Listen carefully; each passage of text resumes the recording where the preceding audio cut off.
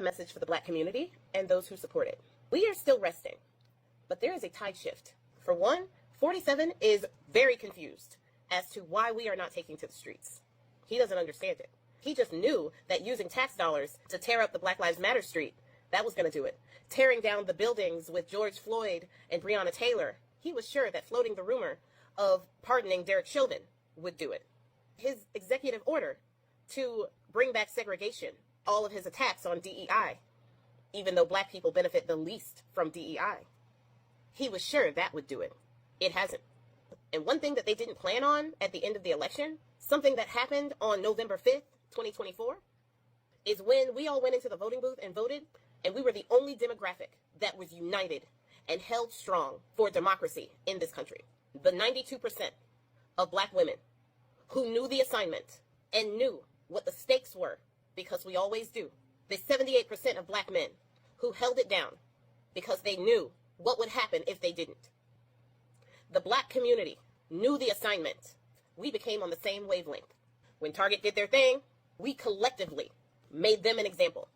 Walmart, also losing money. Amazon, also losing money. Now, granted, allies that support the Black community, the LGBT community, women, they've all been a part of that too. But Black people have collectively been on the same wavelength. But in Trump's desperation to get us out into the streets, he is becoming more and more dangerous with his executive orders. On April 28th of this year, he signed an executive order. The executive order is titled Strengthening and Unleashing America's Law Enforcement to Pursue Criminals and Protect Innocent Citizens. Now, we all know that Trump don't give a crap about innocent citizens, because if he did, he would care about due process, and he wouldn't try to get rid of habeas corpus, because that is how you know that a citizen is innocent or not. So what they want to do in this executive order is give cops more power and permission to profile, to brutalize people that they just think are guilty. That means us. He is trying to create another George Floyd, another situation that will get us into the streets. I say this so that we all can be cautious and we can all see and know what he is trying to do. This executive order further militarizes the police that were already militarized with tanks and riot gear that apparently they do not need when people are protesting that are of a lighter shade, but they need it for us. This also further protects law enforcement officers who are accused of misconduct or police brutality. Protects them because we know that they need to make it home to their families, but you don't need to make it home to yours. They fear for their life, even though they're the ones holding the weapon and pointing it at your back. This executive order also does something that we have already seen.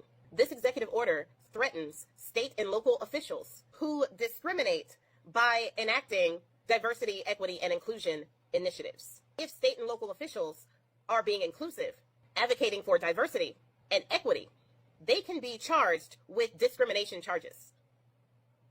Now, Trump's DOJ's Civil Rights Department, who have defended the civil rights of people for 70 years now, they are no longer defending the rights of Black and brown people, LGBT people, women, all of those people who are usually discriminated against. They are no longer going to be representing them.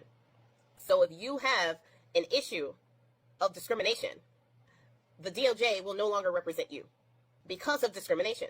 Make it make sense. They will now be focusing their attention on discrimination against white Christian people because they are the most discriminated group by far.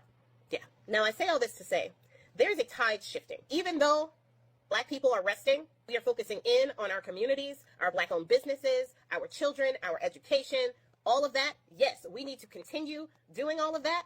I have seen a shift in the boldness of these racist people. Neo-Yahtzee rallies and marches up there in Kansas City. YT women calling little autistic Black children the N-word, getting $750,000 for that.